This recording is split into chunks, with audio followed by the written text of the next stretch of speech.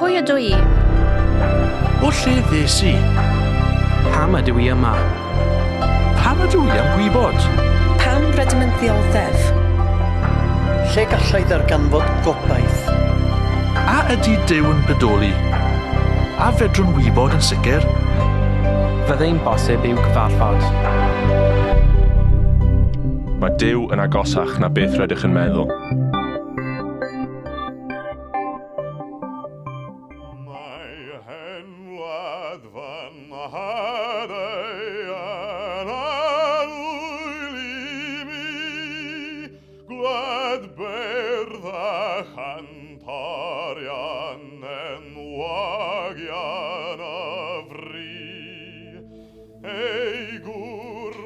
Mae hen wlad fy nhadau yn arnwyl i mi, gwlad beirdd a chantorion enwogion wofri.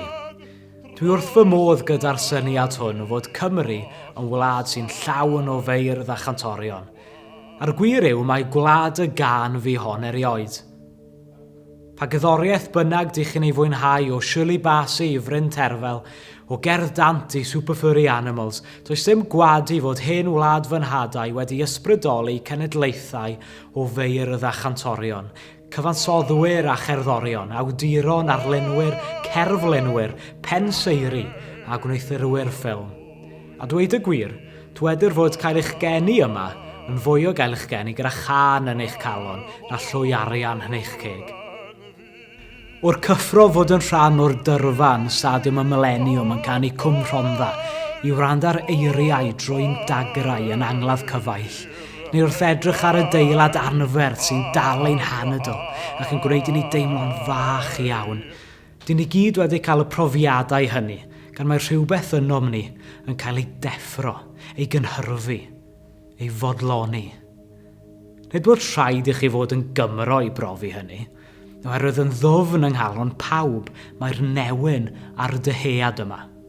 Cwestiwn, pam creu? Pam? O ble y daw'r awydd yma i geisio dal gogoniant lle, neu eiliad, neu emosiwn mewn darlun, mewn geiriau neu alaw? Pam fod y cyfan yn ein gyrru fel hyn? A pham fod gwaith artist rhagorol yn gallu'n cyffwrdd mor ddwfn, prinau wrth fod yn chwareus, yn fwy ymarferol neu'n gwbl bersonol? Beth yno ni sy'n cael ei fywhau wrth ddod i gyswllt ar angen sylfaenol yma i greu?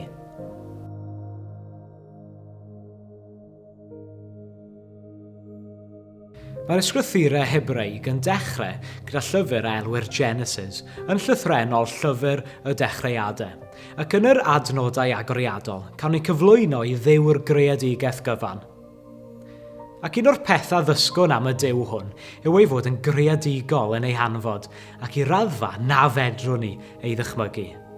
Hwn yw llunio'r prydferthwch dirgel, ei thafoedd y cosmos. Hwn yw cynllunydd lliwiau rhyfeddol y machlud. Hwn yw awdur holl amrywiaeth natur a'i greaduriad rhyfeddol ac amrywiol.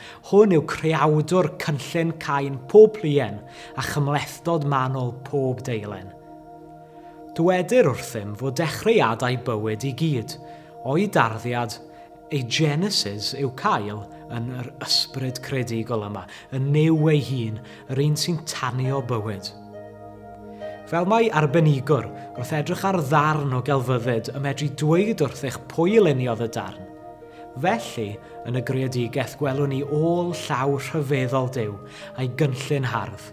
Mae steil, stamp a llofnod Duw ar y cwbl.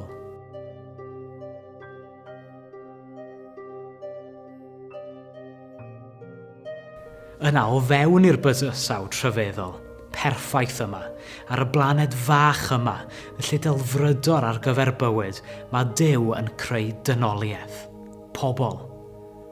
Ac yn yr hanes darllenwn y cymal hardd yma, syniad anhygoel, syniad unigryw. Felly creodd Duw ddyn ar ei ddelw ei hun, a'r ddelw Duw y creodd ef, yn wryw ac yn fenyw y creodd hwy. Wedi i'w gwneud ar ddelw Duw, ar lun Duw'r greadigaeth, yn dal rhyw debygrwydd i'r un sydd wedi llunio a gwneud bywyd ei hun. honiad unigryw'r Beibl yw bod yna yn ddwfn yn ein gwead lofnod Dduw ei hun, ei stampif. Byddwn yn dweud hyn yn aml o fewn ei deulu. Mae'r un ffunud a'i fam, neu'r un sbit a'i thad, neu rhywun arall o'r teulu. Tybed ai'r hyn gawn yn y darlun yma yn Genesis, o ein bod wedi'n creu i gael perthynas gyda'r Dduw a'n gwnaeth, wedi'n gwneud i rannu ein bywydau gydag ef. A yw'n bosibl fod y geiriau hynafol yma yn cynnwys gwirionedd dwfn am ein bodolaeth? Beth os ydyn ni wir wedi'n gwneud ar ddelw'r un a'n creodd?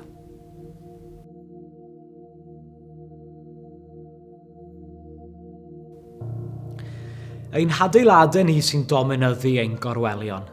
Mae'n technoleg yn ymestyn ymhell i'r gofod ac o gwmpas ein byd gan ei cysylltu â phobl ochr arall i'r blaned. Dyn ni'n rhannu ein darluniau yn llunio geiriau ysbrydoli, cysuro neu roi gobeth. Dyn ni'n brysur yn gwneud, mywldio, dwdlan, siapo.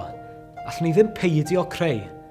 Pa greadur arall ar y blaned sy'n cael ei swino gan harddwch, cael ei symud gan ryfeddod, cael ei yrru gan y dyhead yma?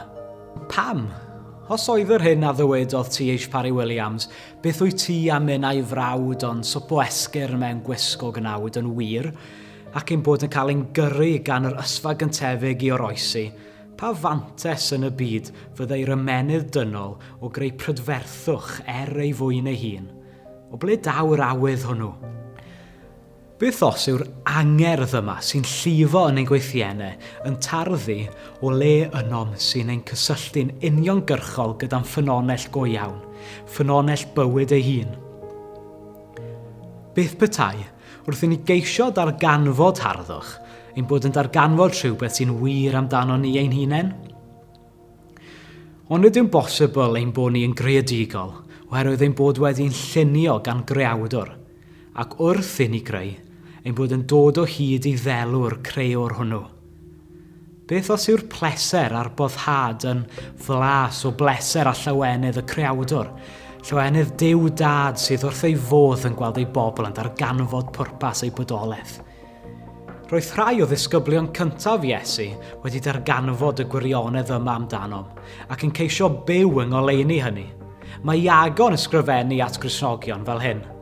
A'r tafod yr ydym yn bendithio'r arglwydd a'r tad, a'r tafon hefyd yr ydym yn melltithio rhai a luniwyd ar ddelw Duw.